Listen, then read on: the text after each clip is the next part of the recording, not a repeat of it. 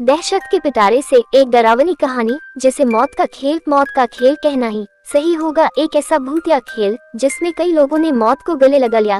एक शहर के कोने में एक भूतिया घर था। उसकी दहशत की खबर से सभी शहरवासी परिचित थे। उस घर के आसपास कई एकड़ जमीनों तक कोई घर नहीं बना था। दरअसल उस घर के आसपास कोई रहना ही नहीं चाहता था। एक बार एक टेलीविजन सीरियल डायरेक्टर उसी भूतिया घर में एक लाइव रिकॉर्डिंग सीरियल शूट करने का मन बनाता है, जिसका नाम वह मौत का खेल रखता है। इस खेल में चुने हुए प्रतिभागियों को भूतिया घर के अंदर पूरी रात गुजारनी होगी और इस दौरान हर कमरे में कैमरे लगे होंगे जो इनके डर भरे पलों को रिकॉर्ड करेंगे और अंत में जो प्रतिभागी बिना डरे पूरी रात गुजार लेगा उसे 1 करोड़ की इनामी राशि दी जाएगी। सीरियल डायरेक्टर मौत का खेल की घोषणा सारे शहर में कर देते हैं, लेकिन उन्हें प्रशासन का एक नोटिस आता है कि आपको उस घर में शूटिंग करने की इजाजत नहीं मिल सकती। वह घर खतरे के दायरे में आता है। सीरियल डायरेक्टर बहुत नामी हस्ती था, इसलिए वह निजी तौर पर प्रतिभागियों की जिंदगी की सुरक्षा की गारंटी ले लेता है और कुछ शर्तों को लागू करने के बाद प्रशासन से उस भूतिया घर में सीरियल रिकॉर्ड करने की मंजूरी मिल जाती है,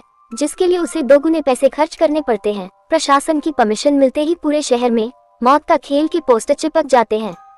मौत का खेल शहर में होने वाला था, लेकिन लोगों में उत्साह से ज्यादा दहशत भरी हुई थी। पूरे शहर को यकीन था कि इस प्रोग्राम में हिस्सा लेने वाले लोग जिंदा नहीं बचेंगे, लेकिन ये दुनिया तरह तरह की इंसानों से भरी है।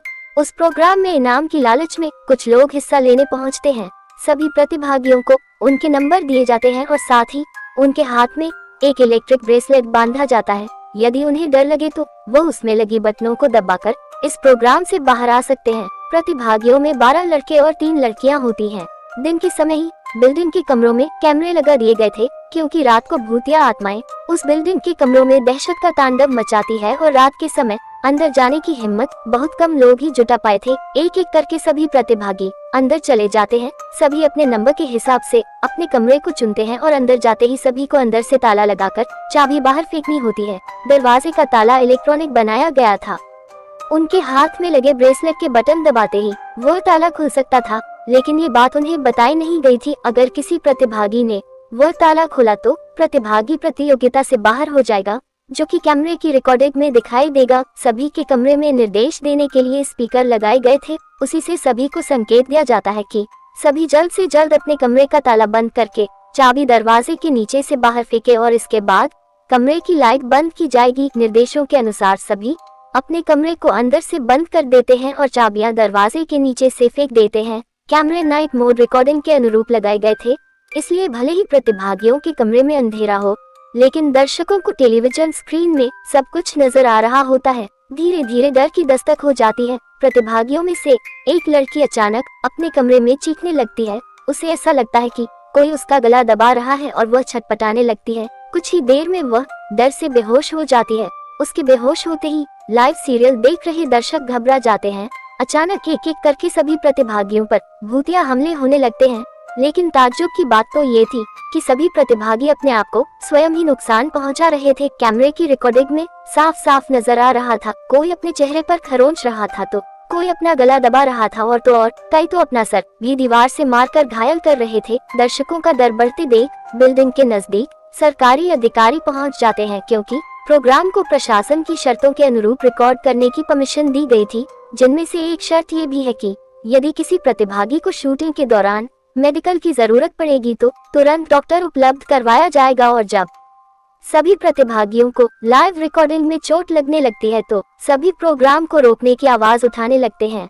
रातों रात प्रशासन पर दबाव बढ़ जाता है। दर्शकों में दहशत फैलते देख प्रोग्राम का प्रसारण रोकने के आदेश आ जाते हैं। तुरंत प्रोग्राम का टेलीकास्ट रुक जाता है और अब जद्दोजहद होने लगती है। सभी प्रतिभागियों को बचाने की फायर ब्रिगेड की गाड़ी बिल्डिंग के बाहर पहुंचती है, लेकिन रात के समय उस भूतिया बिल्डिंग के अंदर जाने की हिम्मत फायर फाइटर्स की भी नहीं होती।